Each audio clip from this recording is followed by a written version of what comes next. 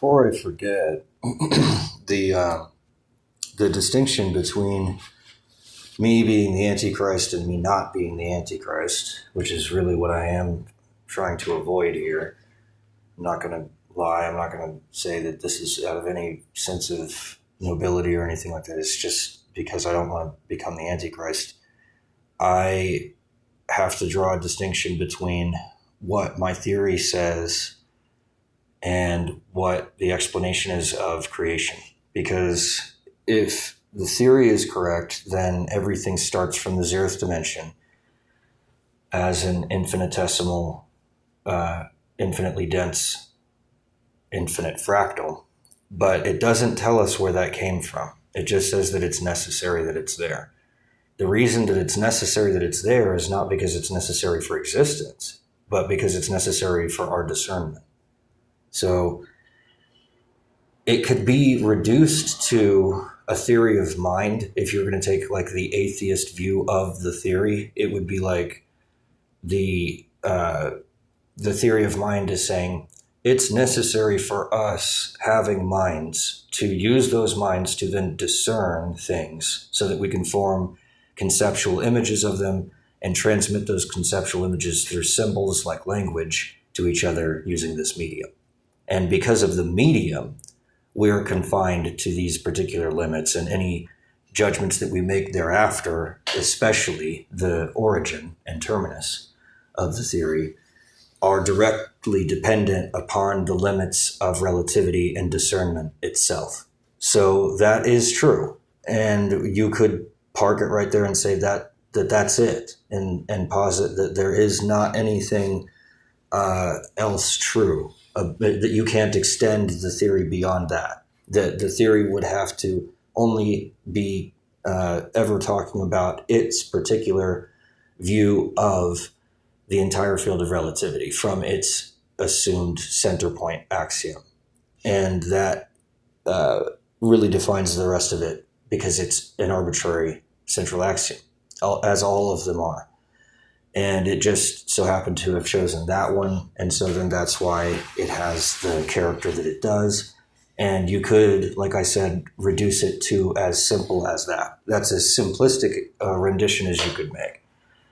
On the opposite side of that, if you were to extend it to its furthest possible conceivable limits, or actually to say that it does not have limits, and you extend the Deus Ex Machina theory as far as you could possibly extend it, then it extends even to God, and it says that, whatever God is something that is so far beyond discernibility that we wouldn't be able to discern anything from God anyway. So we may as well just call it God, because for all intents and purposes it is. And that's what causes the zero dimension into being. And it is necessarily beyond logic because of the fact that it creates logic.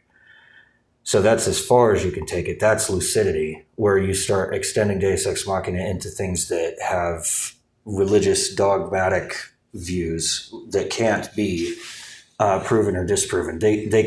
You can say that it's necessary if Deus Ex Machina theory is true, that God has this specific character and does this specific act during creation to have caused the zeroth dimension, etc. But that's just speculation, and that's just another image. So then you can take the middle route, which is, well, maybe this is just a piece of the puzzle, and it's kind of like one of those giant murals that's a composite of a whole bunch of smaller photographs or pictures of different things, and you compile them all and it makes a face, or it makes another image that's only visible when you zoom all the way out and you see all of them at once. It could be like that. That's probably the most accurate way of looking at it, I think. That it's a piece of the broken vase, if you will. It's like a part of the picture, but it's not the entire picture. And, it's just as necessary and viable as any of the other pictures in order to make that giant composite picture at the end. So those are the three ways of approaching the theory. And like I said, I think the most accurate is the last one. That's the one that's closest to indiscernibility, which is to say that we just simply don't know. and to rest with logic and integration and saying that, well, if there's an unknown that's beyond the Deus Ex Machina theory, then we just simply expand beyond the theory and we start looking at other things, other theories to fill in that composite image that the Deus Ex Machina theory is just a part of.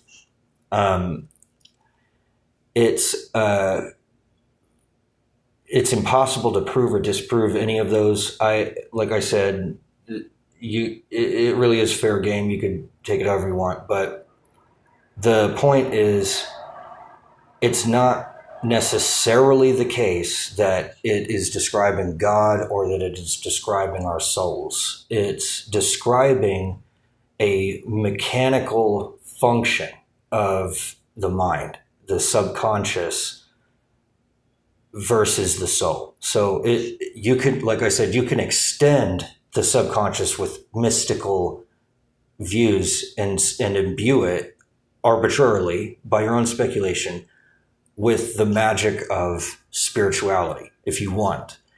But it isn't necessary. In order to render an accurate image, you just need the subconscious. Beyond that, we don't know if there's anything else, because that's subjective. It's up to the subject who is making that arbitration in order for them to have the faith in that arbitration to make it. So they would then provide their own justification. It feels like that to me. It makes sense to me.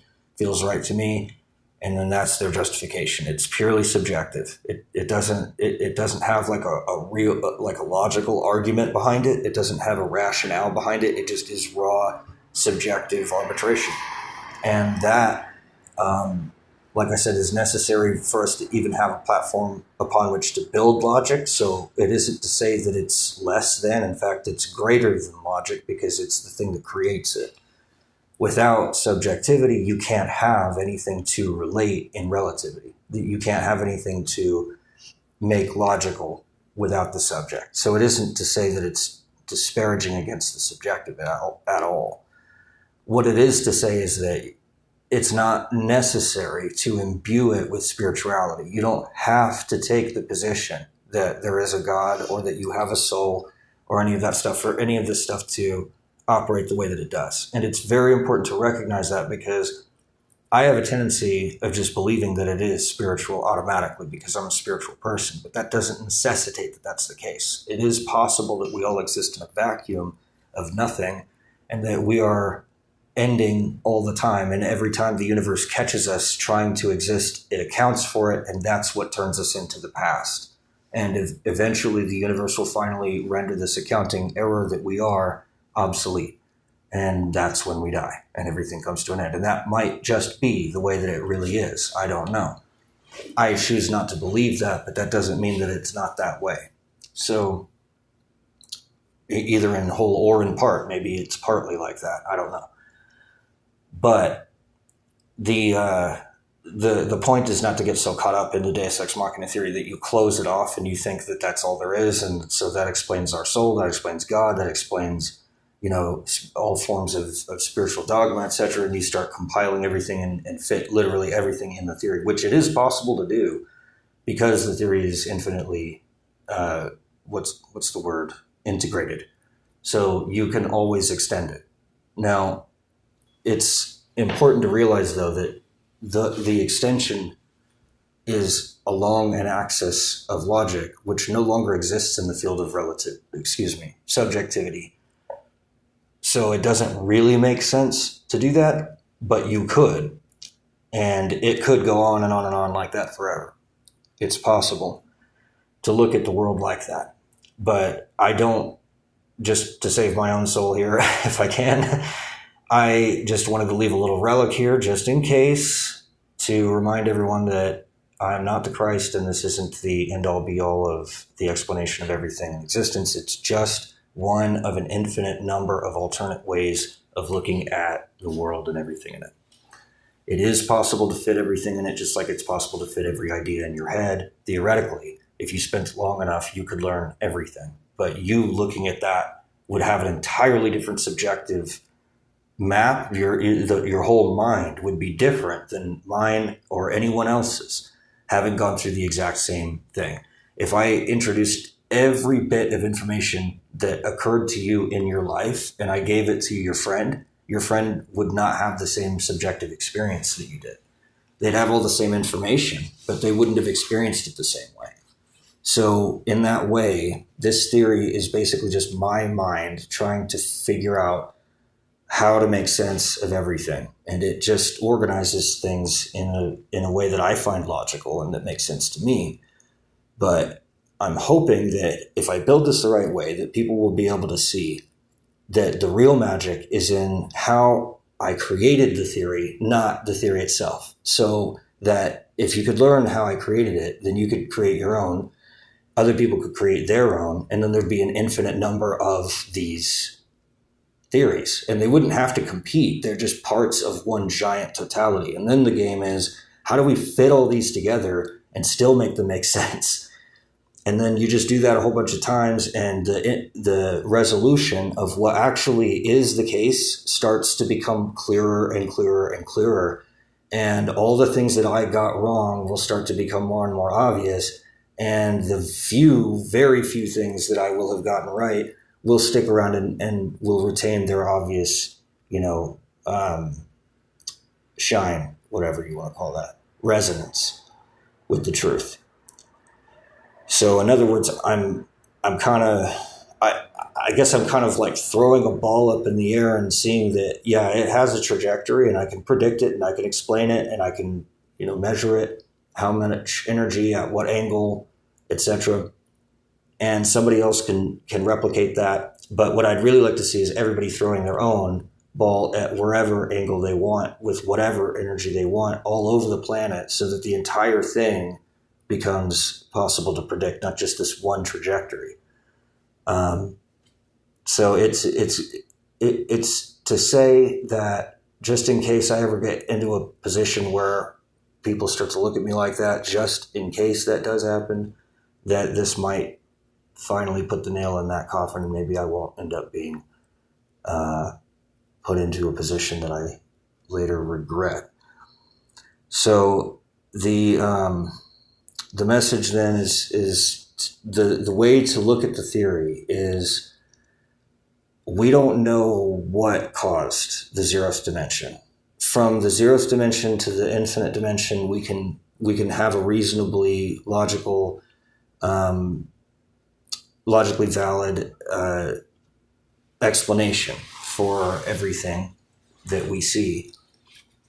But it's just one among an infinite number of other equally valid explanations. So it isn't to be taken as the end-all be-all. It's not the only explanation. It just so happens to be an explanation that applies to everything, but it isn't the only explanation that applies to everything. So that's the thing. It seems obvious now, but if you don't think about it, it can actually get away from you, and you start to think in terms of it just being the only way of looking at it, because it does explain everything. So you just start getting kind of comfortable with it, and you start using it with everything because it works with everything. And then you forget that, oh yeah, there's other theories. There's other ways of looking at it. It's not just like that. So, hopefully people will come out with their own sooner rather than later. The soonest, the best.